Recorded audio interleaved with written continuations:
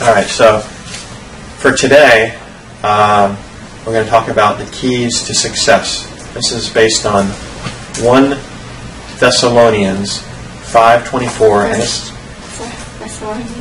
1 Thessalonians 5 through 24. Now I'll talk like Donald Trump, right? 1 Thessalonians instead of 1 Thessalonians. But I think it'll still have the same meaning no matter how I say it. No, this is Thessalonians. Yeah, right. Have you ever felt discouraged about trying to live the Christian life? Of course, some of you may not be Christian, but I'm sure that you can appreciate if you're holding yourself to any higher standard, what is being said here. If your efforts to make a difference in the world seem fruitless, following the Lord's example could change your outlook. Christ served others in love, and his actions had tremendous impact in the world. How was he so effective? Scripture tells us that Jesus did not speak or act on his own initiative, but instead depended upon his Father abiding in him to do the work. That's from John 14:10. And we are to do likewise. Yet we often attempt to serve out of our own skills, intelligence, and ability to reason.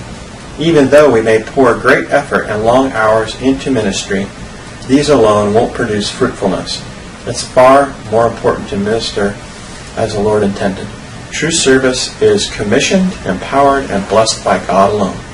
It may be our hands that are laboring, but our Father is the one at work, and the glory belongs to him, not us.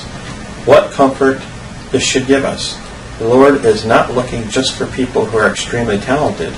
He will use all who are willing to let his Spirit work through them. And we can be confident that he will provide everything we need in order to do whatever he asks. Who among us can serve the living God? Truthfully, no one can. Genuine service occurs only when we allow the Almighty to pour himself through us. We are mere vessels. Even if the impact is not obvious to us, we know that God always achieves his purpose. And what's more, he's glorified. So, holding ourselves accountable to the Word. When I was younger, I didn't read the whole Bible, and I still went to church and everything. But because I didn't read the whole Bible, I didn't really have those time-tested, thousands of years old worth of truth to sort of judge myself by. So being in the Word is so important because it enables you to craft your decision and actions in such a way that you're holding yourself to the standard of what it says in the Bible. We may not always agree with what it says. We may not always understand it.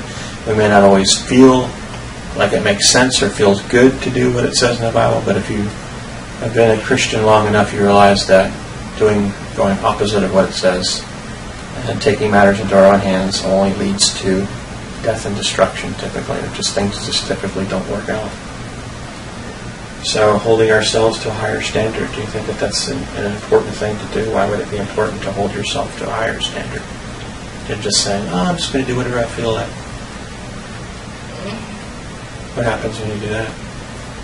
Because sometimes whatever you feel like doing isn't right. It's true, and it's not even based on any logic sometimes. It's not even based on any thought. There's a saying I learned that says, what feels good to you isn't always good for you. So sometimes we have to take action in spite of the way that we feel.